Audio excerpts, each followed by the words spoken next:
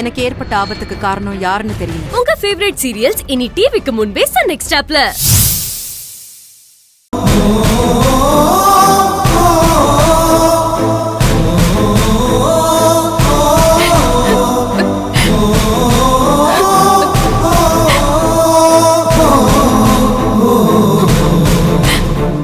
செல்வி வாங்க போலாம்.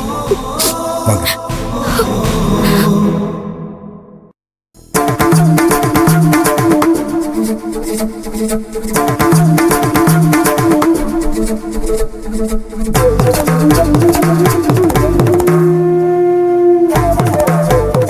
நான் அவ்வளவு தூரம் சொல்லியும் பூஜா விஷயத்த கௌதம் கிட்ட சொல்லி அவ வாழ்க்கை கெடுக்க பாக்குறீங்களா? உங்களை போய் நல்லவங்க நினைச்சவன் பாரு. டேய், நீ மாடா இப்படி பண்ணுவ? மாமா, இது நீங்களும் நானும் சம்பந்தப்பட்ட விஷயம் இல்ல, பூஜாவோட வாழ்க்கை சம்பந்தப்பட்ட விஷயம். அதுக்காக தான் நீங்க எவ்வளவோ சொல்லியும் நான் உண்மையை சொல்ல வேண்டியதா போச்சு. ஏமா செல்வி, நீ எனக்கு சத்தியம் செஞ்சு கொடுத்த, அதை நீ காப்பாத்துவேன்னு நினைச்சேன். ஆனா அதை மீறிட்ட. ஏமா இப்படி பண்ண? அவ சின்ன பொண்ணு, ஒரு தடவைக்கு 2 தடவை சொன்ன ஏத்துக்குவா. அதை அவளுக்கு புரிய வைக்காம குடும்பமான போற அளவுக்கு ஒரு காரியத்தை செய்ய பாத்துட்டியேம்மா.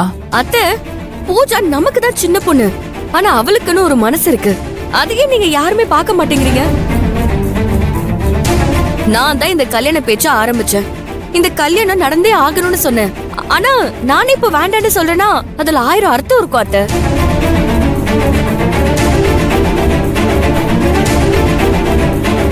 செல்வி, இத பாருமா, நீ ஆரம்பிச்சு வச்ச இந்த நல்ல சம்பந்தத்தை நீயே எப்படிமா வேண்டான்னு சொல்லுவ? இத பாருமா, இதை விட பூஜாவுக்கு ஒரு நல்ல சம்பந்தம் கிடைக்கவே கிடைக்காது, அது உனக்கே நல்லா தெரியும். அப்புறம் ஏமா இப்படி எல்லாம் பண்ற? இத பாருமா, இது நல்லபடியா முடிஞ்சு வந்திருக்கு. திரு சொல்றது கொஞ்சம் கேளுமா. நல்லது கெட்டது எதுன்னு அவனுக்கு நல்லாவே தெரியும். அப்படி நினைச்சிருந்தா மாப்பிள்ளை பேச்ச மீறி இப்படி எல்லாம் பேசிருப்பாங்களா? எல்லாம் நாடகம். காலையில சத்தியம் பண்ணி கொடுத்துட்டு பூஜாக்கு கிடைக்கிற நல்ல வாழ்க்கையை கெடுக்க பாக்குறாங்க. திரும்ப திரும்ப அதையே சொல்லிட்டு இருக்காதீங்க. எங்களுக்கு உங்க எல்லாரோட கௌரவத்தை விட பூஜாவோட வாழ்க்கை தான் முக்கியம். நீங்க எல்லாரும் அவளை மிரட்டி பணிய வைக்க பாக்குறீங்க. நாளைக்கு ஒண்ணு நடக்க ஒண்ணு ஆயிடுச்சுன்னா அதெல்லாம் எதுவும் நடக்காம இருக்கிறதுக்கு தான் நானும் செல்வியும் போராடிட்டு இருக்கோம். நல்லா போராடினீங்க. உங்க போராட்டம் ஏன் புருஷனை எதிர்த்து தானே இருக்கு.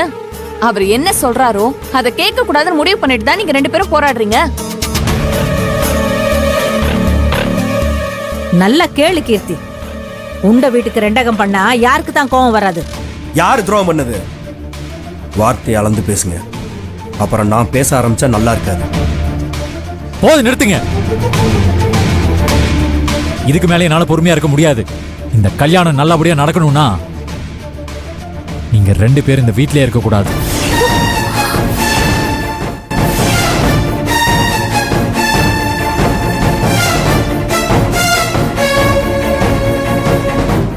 எப்ப இந்த கல்யாணத்தை நடத்தப்படக்கூடாதுன்னு முடிவு பண்ணீங்களோ அப்பவே இந்த வீட்டுல இருக்க அருகதையை இழந்துட்டீங்க. இனிமே இந்த வீட்டுல ஒரு நிமிஷம் கூட இருக்க கூடாது.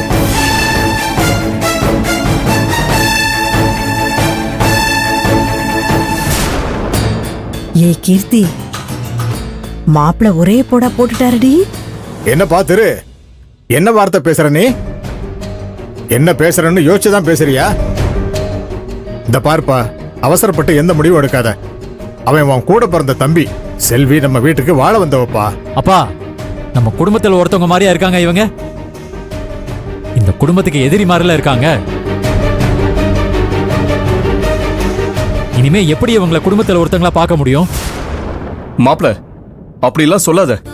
உனக்கு ஒரு நியாயம் இருக்குன்னா அவங்களுக்கு ஒரு நியாயம் இருக்கு. நீ குடும்ப கௌரவத்தை பாக்குற, ஆனா அவங்க பூஜாவோட மனச பாக்குறாங்க. இதுல இதுதான் தப்பு அதுதான் சரின்னு யாராலையும் சொல்ல முடியாது மாப்ள. ஏங்க நீங்க சும்மா இருக்க மாட்டீங்களா? குடும்ப கௌரவத்துக்கு முன்னாடி வேற எதுவுமே பெருசு இல்லைங்க. இன்னைக்கு பிடிச்சிருக்கு நாளைக்கு பிடிக்கலன்னு நம்ம வீட்டு வாசல் அவ வந்து நின்னா என்ன பண்ணுவீங்க? பெரியவங்க நாம தான் எது நல்லது கெட்டதுன்னு சொல்லி புரிய வைக்கணும். மாமா, நீங்க சொல்ற மாதிரியே வச்சுக்கிட்டாலும் பூஜா இந்த கல்யாணத்துக்கு சம்மதம் சொல்லிட்டா. அவளே மனசை மாத்திக்கிறேன்னு சொல்லிட்டா. என்ன வேலை? அது நீங்களா அவளை கட்டாயப்படுத்தி சொல்ல வச்சிருக்கீங்க. நீங்க என்ன பண்ணி அவளை அப்படி சொல்ல வச்சீங்கன்னு தெரியாது. ஆனா அவ மனசார சொல்லலாம்னு மட்டும் எனக்கு தெரியுது.